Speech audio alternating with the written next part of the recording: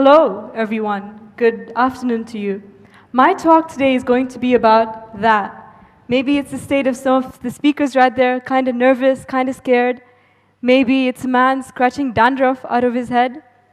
Or maybe it's the place we all go to when we sleep, dreams. Now, what are dreams? If we ask this to psychologists and scientists, they would say dreams are a succession of images, ideas, emotions, and sensations that occur involuntarily in the mind during certain stages of sleep.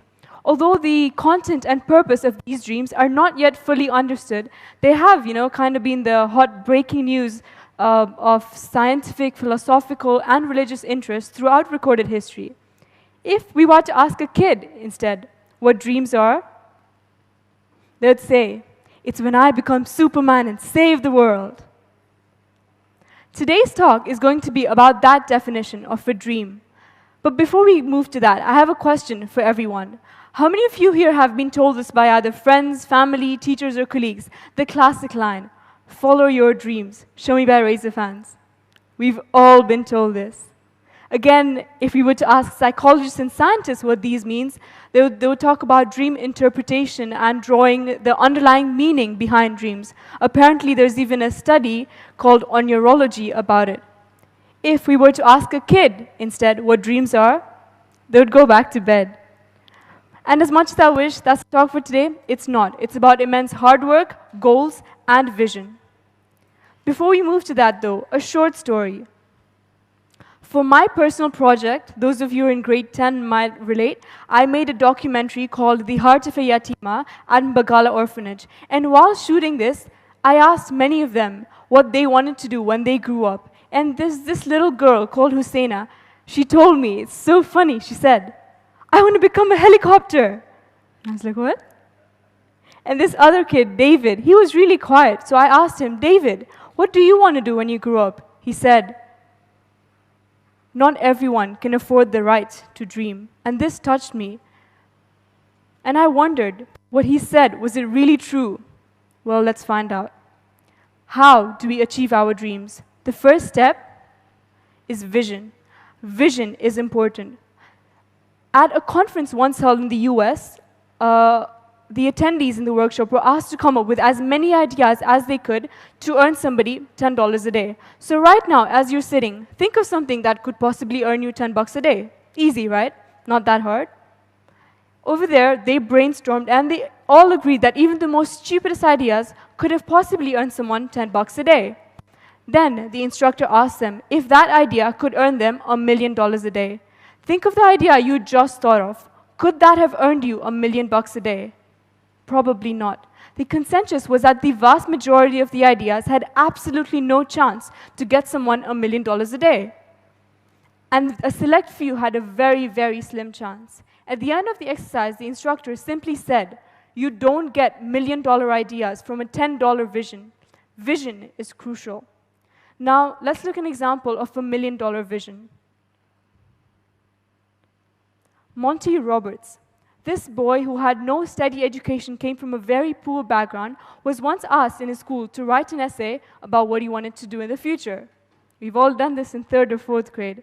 So this little boy, he spent longer than any of his classmates, longer than any of our IBs would on their CAS reflections. He spent a long time. He worked through the night and he drew a map of a 200-acre ranch with racetrack, with stables, which also incorporated a detailed diagram of a 4,000-square-foot mansion plus a swimming pool. A week later, his teacher returned his work mark. What did it say? It had the classic line in red pen. F, it said, "See me after class." The boy was shocked. He was disappointed. But this is my dream, he said. The teacher said, "Your essay isn't realistic. Write a more realistic essay. I want to save you from pain and frustration later in life. Do that, and I'll give you a better grade." So the boy worked through the night again. But the next day, he just went to his teacher, and he couldn't. He said, "Sir, you keep the F. I'm keeping my dream." And today, ladies and gentlemen, that man is known as Monte Roberts, the one who owns a 4,000-square-foot mansion, plus a swimming pool, plus a 200-acre ranch with racetrack and stables, precisely as he dreamt. So the real question is how. How do we get from this to this? How do we envision our dreams into reality? Or in the most cliche way possible, how do we give wings to our dreams? So, just for the sake of it, I'd like for you to close your eyes for a minute and imagine as I speak. Imagine you're taking a nice walk in Oyster Bay. You can smell the viazi mihogo crepes. It's all so nice. You can feel the sun and the breeze blow on your face. Now, if a magnifying lens were to be placed between the sun and us, what would change? Dave, I see the tension. Your skin will begin to burn. Why so? Think about it. In this same sense, if we focus our mind and energy on accomplishing our goals, we are that much more potent. We are capable of accomplishing anything we put our mind to, but often one loses sight of this. A dedicated vision with the intensity to accomplish the vision is all it takes an individual to become successful.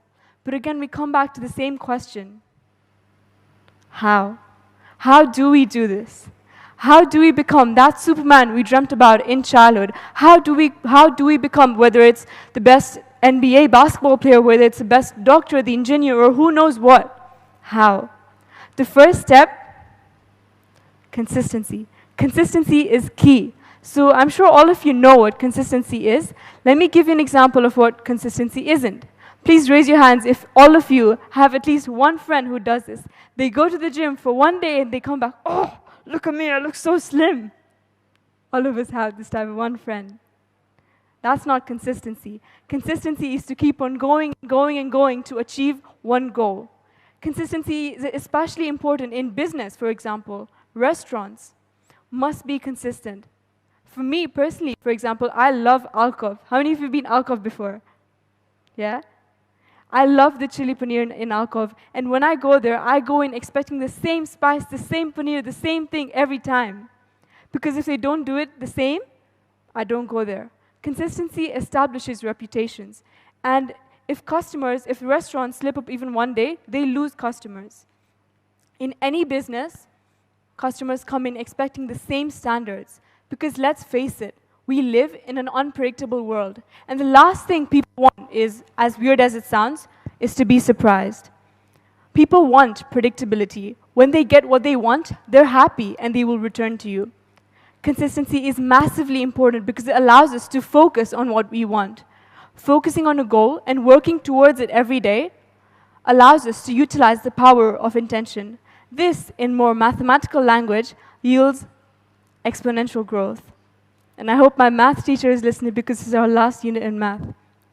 Anyways, the next step is to give freedom to your dreams. So imagine when you're young and leaving home for the first time, it feels like freedom has wrapped you in its arms and then jumped off a cliff. It is the sensation of flying without actually fearing that you'll hit the ground. Landing is an afterthought, it's nothing but a universe away. Maybe this is college, maybe it's your first apartment, maybe it's something else. But it's freedom, and you hold it tightly with both your arms. And the feeling is like a little child grasping its mother for the first time after leaving home. Perhaps the comparison is ironic, perhaps not. Perhaps you don't just see it like that the whole time. You take in the city, you breathe in the life, the noise, the danger, the mystery, the smoke. And you're so young. The world is yours to take and mold. You can do anything, be anyone you like. Your dream. Freeze that moment right there in your head. The first time you truly felt free. The expectations, the ideas, the things. Do you remember the unadulterated, unpolluted happiness of it all? Good. I'm glad you kept the memory. Because complete freedom brings with it responsibility.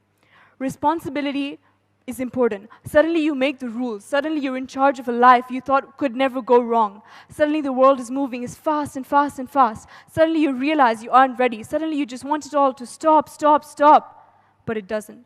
The world stops for no one, and it didn't, or it won't, for you. This is similar to flying a kite. How many of you have ever flown a kite before? Yeah? So you probably understand what I'm talking about. We have the roly thingy and the string and the kite. So picture it in this sense. That kite is your dream. The string is the freedom, and the rolly thing is the responsibility. The more freedom you give your kite, the higher it flies. Often, actually in India, we have this festival called Makar Sankranti where everybody flies kites, and the competition is to cut each other's kites. So picture this in a more world kind of sense. Everybody is out there trying to be successful, trying to fly their kite as high as they can. Sometimes people cut your kite. And often these discouragements are tended to be apprehended as weaknesses. But make them your strength. It's not that compels you to become weak, but rather it's the belief that it's bad that makes you weak. When it's cut, see it as an opportunity for growth. When your kite is cut, it's not impossible to find it, but it is hard. And to all Indians out there, if you've watched a Bollywood movie called Dawn, if you've not practiced this dialogue at least once in front of the mirror, we're not friends. Dawn ko pakarna mushkil hi nahi, namumkin hai. Which translates to, it's not just hard to catch dawn, it's impossible. In this case, it's actually the reverse.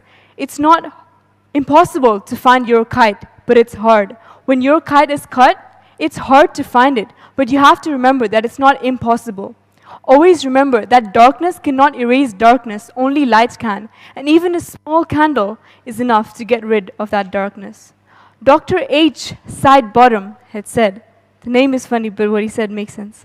He said, even stars need some darkness to shine. Be that star. Let all those discouraging comments, that cut kite, all of that, be the darkness. Star, shine like a star. And for this, you need the last and most important, courage.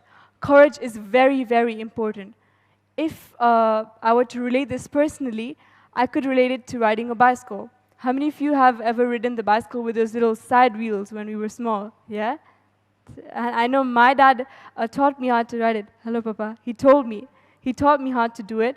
And, okay, picture this in a Bollywood kind of scene, yeah? There's nice music playing. It's a nice sunny day. I'm a little girl riding my bicycle with my side wheels. And then suddenly, I realize someone has removed it. And I bang on a tree and I fall. And no one comes to help me. No one. I was so upset. And then I got up. And I was so mad. I asked them, why did you not come help me? And my dad, to date, tells me it's because I wanted you to take the first step. When you fall, it's you who has to get up first, and then other people who have to help you. And today I can proudly say I can ride a bicycle without side wheels because of that. Always remember that hope is greater than fear. The key is to just start and put it into action. So you might be wondering, why am I up here talking about dreams, talking about achieving your goals and all? Everyone talks about it, don't they? So I have a question for you. We all eat food every day, don't we? Why? Because it's important for us. It's important for our growth. Similarly, it's important to know that we can do it. It's important to understand that we are capable of accomplishing anything we want to. Believe in your dreams because they were given to you for a reason. And I would actually say don't give wings to your dreams, but rather be the wings to your dreams. And when in doubt, always remember what Albus Dumbledore told Harry Potter. It is our choices that show us what we truly are, far more than our abilities. And I know that today I can proudly tell Hosseina and David that if you choose to, you can achieve your dreams. Our abilities, financial status, or any other factor does not determine our affording the rights to dream. It is us who choose to do what we do with it. There is never an end to the freedom or courage we give to our dreams. There is never an end to success. There is never an end to dreams. But there is one for this talk. Thank you very much.